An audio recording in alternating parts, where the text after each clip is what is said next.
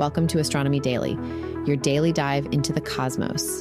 I'm Anna, and today we're starting close to home, looking at Europe's ambitious push to achieve greater independence in space, with new launch sites emerging in the Nordic region. Then we'll turn our gaze to the night sky, as July promises a spectacular show with 3 major meteor showers about to light things up. Later in the program, we'll delve into a curious case of a retracted cosmic discovery that highlights the rigorous nature of scientific investigation. And finally, we'll journey to the far side of the moon to learn about an ambitious mission designed to peer back into the universe's dark ages. So, settle in as we launch into today's astronomical headlines. Europe is currently embarking on an ambitious journey to reduce its reliance on U.S. space capabilities, a move significantly spurred by recent geopolitical events. The America First policies, coupled with the ongoing conflict in Ukraine, have underscored the urgent need for Europe to bolster its independent capabilities, not just in defense, but crucially, in space operations. The concern, for instance, that a figure like Elon Musk might limit Ukraine's access to vital Starlink satellite communications has only heightened the urgency for Europe to cultivate its own alternatives. The statistics highlight the challenge.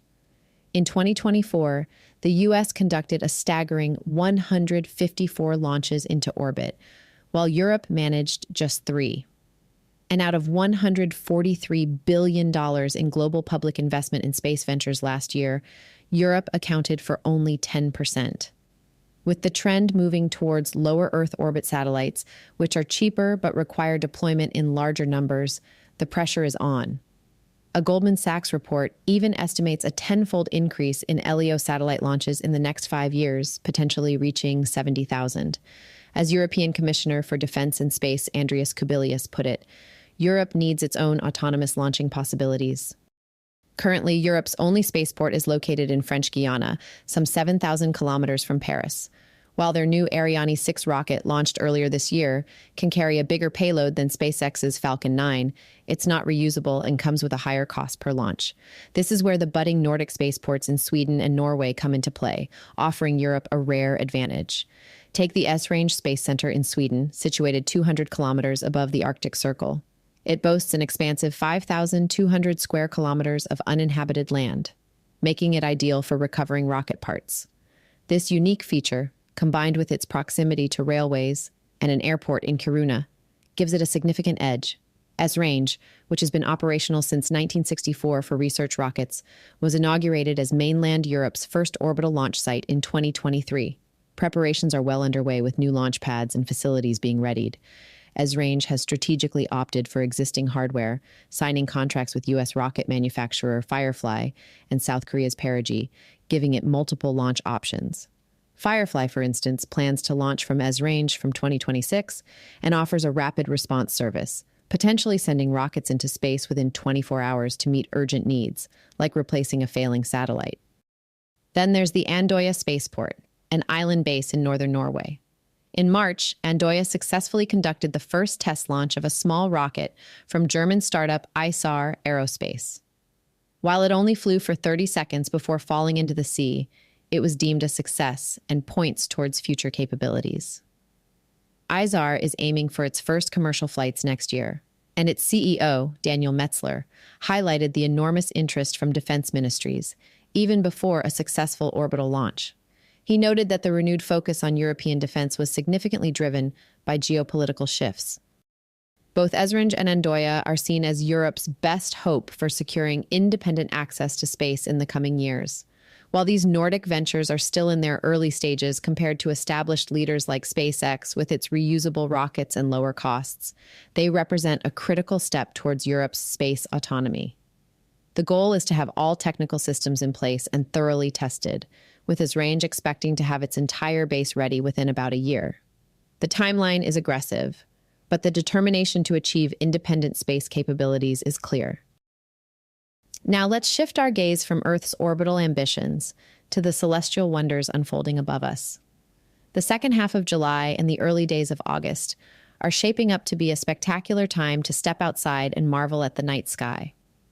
That's because 3 of the year's most captivating meteor showers are about to peak, each with its own unique characteristics. For those in the northern hemisphere, the warm summer temperatures make meteor spotting a perfect evening activity. While down south, longer nights offer extended viewing opportunities. You won't need any specialized equipment to enjoy these cosmic displays, though for some, binoculars might just enhance the experience. Meteor showers occur when our planet, on its annual journey around the sun, passes through the trails of debris left behind by comets or asteroids. As these celestial objects orbit, they shed material that remains along Earth's orbital path. When our planet enters this cloud of detritus, tiny pieces of rock and dust smack into Earth's atmosphere, burning up due to the intense friction. This creates those luminous trails or fireballs that we can see with the naked eye. First up, making their appearance around July 12th and peaking from July 29th to 30th, are the Alpha Capricornids. These meteors are visible in both northern and southern skies. They originate from a short-period comet named 169/NEAT, which orbits the sun once every 4.2 years, and their radiant point, or the spot they appear to emerge from, is in the constellation Capricorn. While the Alpha Capricornids aren't known for their sheer numbers, producing only about 5 meteors per hour at their peak, what they lack in quantity, they more than make up for in brilliance. These meteors shine exceptionally brightly, often producing stunning fireballs that can even cut through light pollution. This year, the peak coincides with a low illumination waxing crescent moon, further increasing their visibility. The best time to catch these bright beauties will be in the evening, starting around 10 p.m. local time. Next, the famous and much anticipated Perseids begin to appear around July 17th, reaching their peak from August 12th to 13th. Primarily a northern hemisphere treat, the Perseids originate from Comet Swift-Tuttle, a short-period comet with a longer orbital period of 133 years. Their radiant is located near the constellations of Perseus, Cassiopeia, and Camelopardalis. The Perseids are known for being prolific, often showering the sky with numerous meteors. While this year's peak might be a bit complicated by a waxing gibbous moon, the shower will remain active throughout the entire month of August, offering plenty of chances to catch them. Your best bet for viewing the Perseids is in the early morning hours, between midnight and dawn. Finally, we have the Southern Delta Aquariids, which start on July 18th and also peak from July 29th to 30th, sharing the stage with the Alpha Capricornids. These meteors are believed to come from the short-period comet 96P/Machholtz, orbiting the sun every 5.27 years, with a radiant point in the constellation Aquarius. This shower produces a respectable 20 to 25 meteors per hour during its 48-hour peak window. They tend to be a bit fainter and don't leave strong trails, so if you have binoculars, they might come in handy. Fortunately, this year's peak occurs during a waxing crescent moon that sets before the radiant is high, providing pretty optimal viewing conditions, especially between midnight and dawn. Keep an extra eye out for the Southern Delta Aquariids this year, as on 2 past occasions. In 1977 and 2003, they put on a much stronger show than usual, so there's always a chance for a surprise. To make the most of your meteor shower viewing experience, consider downloading a sky-watching app like Starwalk to help you locate the constellations and plan your viewing times. And don't forget to pack all the creature comforts: a comfy blanket, some snacks, and perhaps a camera if you're hoping to capture the moment. Happy sky gazing! From dazzling meteor showers, we now turn our attention to another fascinating corner of astrophysics, where a recent development has sent ripples through the scientific community. Astronomers have been captivated by fast radio bursts, or FRBs, mysterious millisecond-long explosive events believed to originate from highly magnetized neutron stars in distant galaxies. One particular event, dubbed FRB 2019-1221A, detected in 2019 by the CHIME radio telescope, initially seemed to be a groundbreaking discovery. This burst was unusual. 3 seconds long with 9 regular subbursts every 217 milliseconds. This rhythmic pulsing strongly suggested a neutron star origin, like a pulsar. Its significant signal dispersion, indicating intervening matter, led the team to conclude it came from 3 billion light-years away. For a pulsar to be seen at such a distance, it would need incredible luminosity, leading to the exciting conclusion that this was the first regularly pulsing FRB ever observed. However, the claim about FRB 2019-1221A has now been officially retracted. The Discovery team announced that a critical calibration problem in the CHIME telescope had led to a 20-degree error in pinpointing the burst's true location. CHIME is a unique instrument where sky position is electronically derived, requiring precise daily calibration. The error was attributed to an extremely rare confluence of circumstances, including heavy rain and strong local radio interference.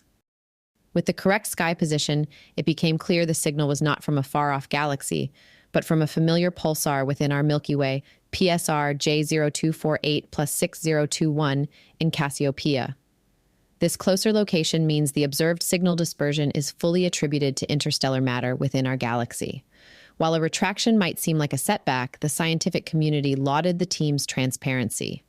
As one scientist noted, correcting your errors helps the science go forward. It's a powerful example of science's self-correcting nature, turning challenges into learning opportunities. From correcting our understanding of distant bursts, let's now journey to the far side of the moon, where scientists are proposing an ambitious mission to unravel the universe's earliest secrets.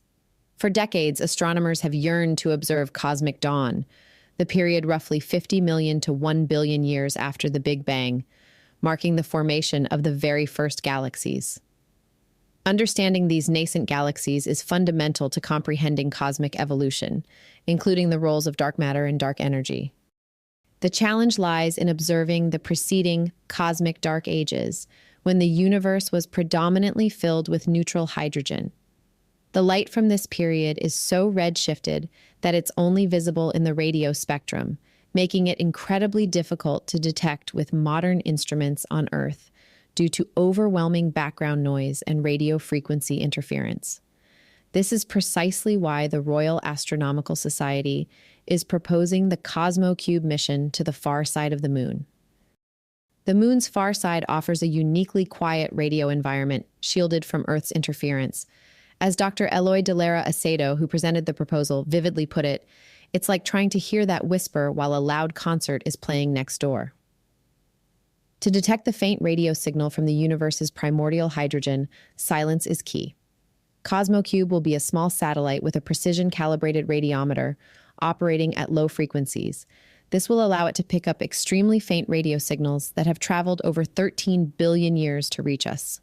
Such observations could unlock answers to profound cosmological mysteries, from the perplexing Hubble tension to narrowing the search for the elusive dark matter particle. The mission aims to help us understand how our universe transformed from a simple dark state into the complex, star-filled cosmos we see today. Developed by a UK-led international consortium, the CosmoCube project team is already creating and testing functioning prototypes. The ambitious vision is for the mission to be ready to launch in 4 to 5 years, with the ultimate goal of reaching lunar orbit before the end of the decade, poised to listen to that ancient whisper from the cosmos. And that brings us to the end of another journey through the cosmos on Astronomy Daily. Today, we've explored Europe's ambitious strides towards space independence with new Nordic launch sites poised to reshape the global space landscape. We then looked skyward to prepare for July's spectacular meteor showers, offering a guide to catching those dazzling Alpha Capricornids, Southern Delta Aquariids, and the ever-popular Perseids. We also delved into the intriguing story of a retracted fast radio burst discovery, a testament to the rigorous, self-correcting nature of science.